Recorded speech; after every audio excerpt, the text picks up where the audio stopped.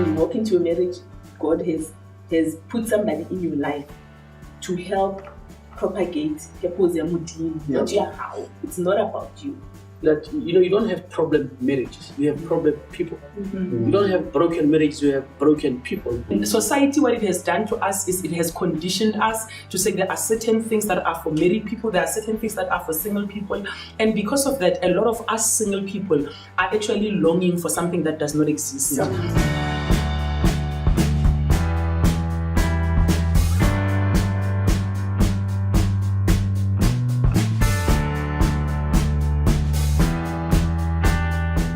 Going to address or talk to issues of being married, issues of being divorced, and issues of being single, and all of those together in the context of our purpose, our vision, and what God has placed us in the world for. Can a single person be used by God? Can a divorced person be used by God? And if two people are married, can they follow the same purpose, or should they have two different agendas in their marriage and in the context of their purpose from God? We're going to interact with these three panelists. Can I ask you to give them all a hand?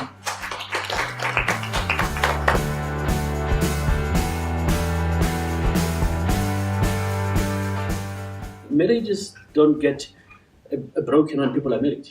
Marriages get broken when people are still single. By the time they get into the marriage, they've already broken their own marriage without them being aware. So if we can deal with issues while people are still single, we can build stronger marriages. And most of us, we tend to ignore the time when people are still single. We wait for them when they come to marriage. And I always say that you don't have problem marriages, you have problem people. You don't have broken marriages, you have broken people. So if we can build the individual, it becomes easy to build the marriage. If we can build the marriage, the family structure is intact. How does the devil break marriages? You break the people, you've broken the family. When I'm friends with Busi and I'm friends with Irene, I'm not looking at, Busi is divorced, Irene is married. When we are there, we are all girlfriends, we're probably around the same age group, and we have the same goals and visions. So as a society, I think we should not look at life through a lens of a relationship status. In society, what it has done to us is it has conditioned us to say there are certain things that are for married people, there are certain things that are for single people, and because of that, a lot of us single people are actually longing for something that does not exist. I always tell one of my friends that when I'm very tired and very lazy, I don't want to put lotion on my body.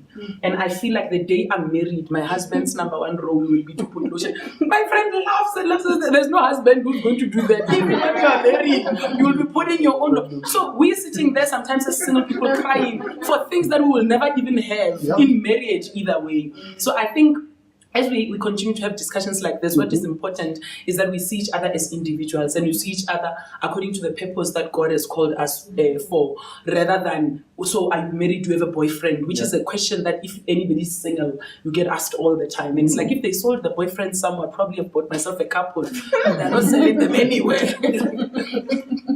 God has used me a lot, with people. I cancel at my church. Somehow God sends people, when you are standing there and a person walks up to you, somehow it's like God has just orchestrated that this person comes to you. You were like, how is it that I get a person who is going through exactly what I went through? And then you sit with them and you explain to them, this is what I went through. Don't take it lightly. There's a bigger picture. It's not about you. I think more than anything, when we are married, we think it's about us. You're thinking, it's all about me. Why don't you do this for me? Why don't you do that for me? It's all about me. And you forget that the reason that you are together is for fulfilling a purpose. It's all about God's intention for marriage, raising up godly offsprings, changing society, changing a nation.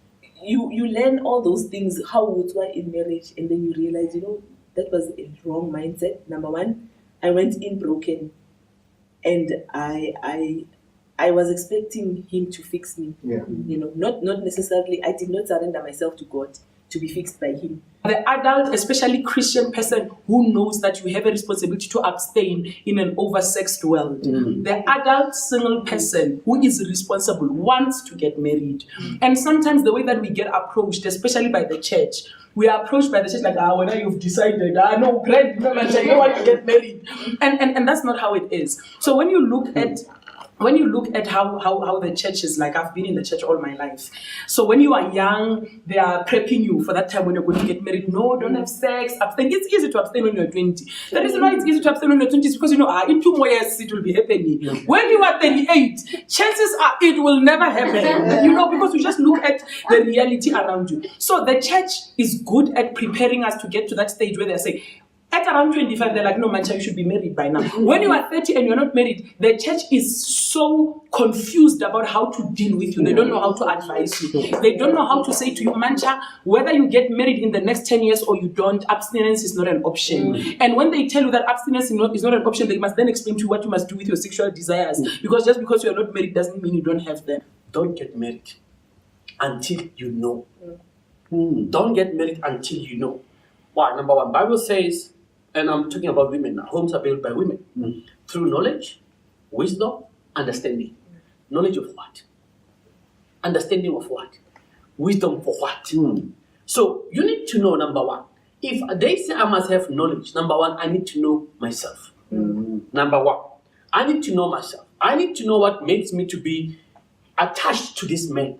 Most women, unfortunately, don't even know it. They find out, I just don't know, I need him. You need him for what? That's what I'm saying to you. But this applies to men. The Bible says we perish because of lack of knowledge. Knowledge of what? I need to know what is this thing that's causing me to go and want to sleep around. Do I even know it? When I get there, will I be able to say no to those things? So when you look at the fruits of the Spirit, you see self-control as one of them there. And self-control will not kick in when you deal with your sexual desires if you don't apply it in every area of your life. At our house when we were growing up in Sesheko, we used to have a peach tree. It doesn't matter how much you wanted the peaches in June. That tree was not ready to deliver peaches in June. And sometimes what do we do with our lives as Christian women and men? We want to expect fruits from a tree we never cultivated. This tree is not even in season. This tree is never in season. Nobody waters this tree. And you are surprised why you can't reap the fruit of self-control from your life. So when you see a person having what I would call episodes of sexual havoc in their lives, that's not a sexual problem. That's a character problem. I think at the crux of all of this, it is very clear that God uses people. God doesn't look at your wedding band. God doesn't look at your history.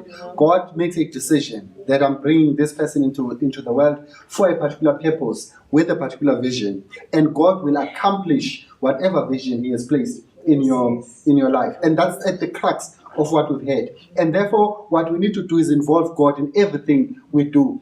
And understand all the difficulties that we're going through. God knows them and God can use them in everything that we do and to accomplish His purpose for our lives.